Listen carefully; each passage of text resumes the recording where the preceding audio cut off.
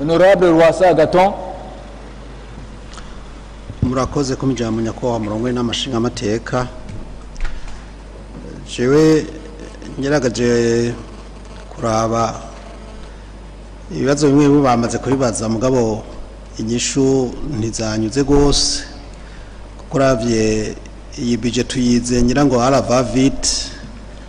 uravye umwanya barose muri commission nabo nyene sikirenga mugabo mo constat est que umunyagihugu wagiye kuremererwa cane ndavye nko kuri article 125 124 126 ibintu vy'ama surtaxation de 20% kuri kina kiriya notamment ibintu vy'impuzu muri article 125 si je ne me trompe pas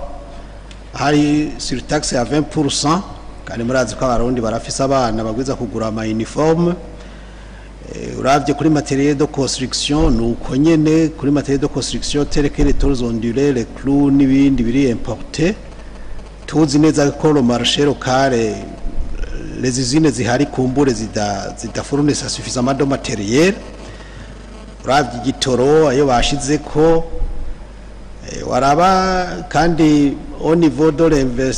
l'investissement nka infrastructure mwagabanije ko 52 milliards tubona na état de lieu nk'amabarabara kuntu vyifashe n'ibindi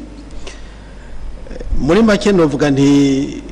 harimo ibintu vyinshi ubona yuko vy'ukuri dankote harimo kuremera umutanga kori mais de l'autre ugasanga nta kintu kiza en contrepartie kigaragara yuko reyeruma uwo muzigo twaremerejwe nk'abatanga kori twuremurwa mu byo twokoregwa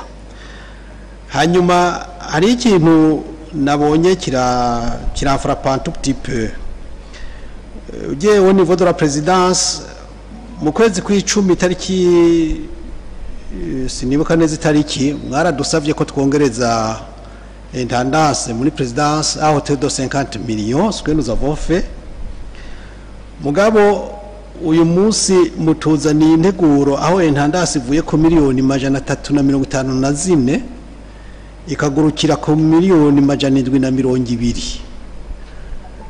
aha rero nkibaza none ko twari twigeze twumva nyene cyubahera avuga yuko watangorane ko afise ibigega bibogaboga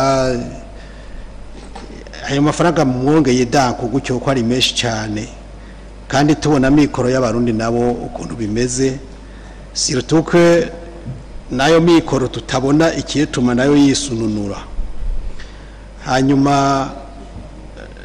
investissement au niveau de la présidence c'est juste un cas que je prends